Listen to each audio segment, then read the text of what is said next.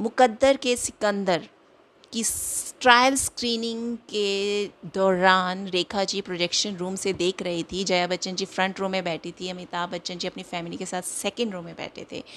और जब रेखा जी और अमिताभ बच्चन जी का कोई रोमांटिक सीन आया तो जया बच्चन जी के आंखों से आंसू निकल आए।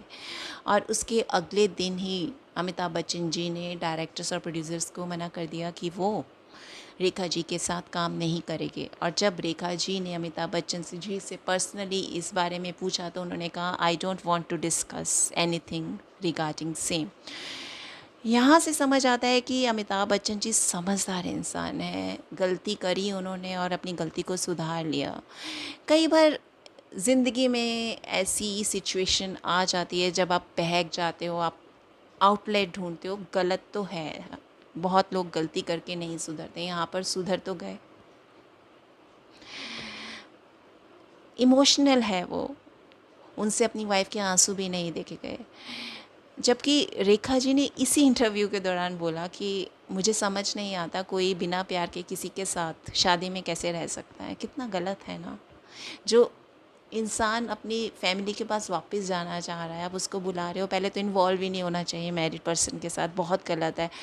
अब उसको वापस क्यों बुला रहे हो आप? क्यों चाहते हो कि वो अपनी वाइफ को छोड़ के आपके पास आए?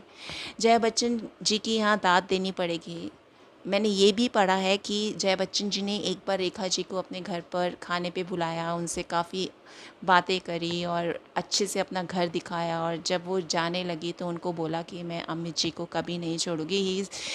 वो कितनी स्ट्रॉन्ग वुमेन है, कितनी मैच्योर, सेंसिबल, वेल कल्चर्ड है। उन्होंने कुछ नेगेटिव बिहेवियर शो नहीं किया रेखा जी के साथ। और इतने मैच्योरली इस सिचुएशन को हैंडल करा और रेखा जी को समझाने की कोशिश की। अब उनकी ऑटोबायोग्राफी में, रेखा जी की ऑटोबायोग्राफी में लिखा गया है कि फरजाना और रेखा जी का एक मिस्टीरियस रिलेशनशिप है 30 ईयर्स से। अब ये मिस्ट्री की क्या ज़रूरत है? आपको इतनी प्राइवेसी की क्या ज़रूरत है? अगर आप ओपन पर्सनैलिटी है, आप सही हो, तो दुनिया से छिपाने की क्या ज़रूरत है? आप सही नहीं हो इसलिए आप दुनिया से छिपाते हो ना? नहीं ना, नहीं करना चाहिए ना ये ऐसा कुछ।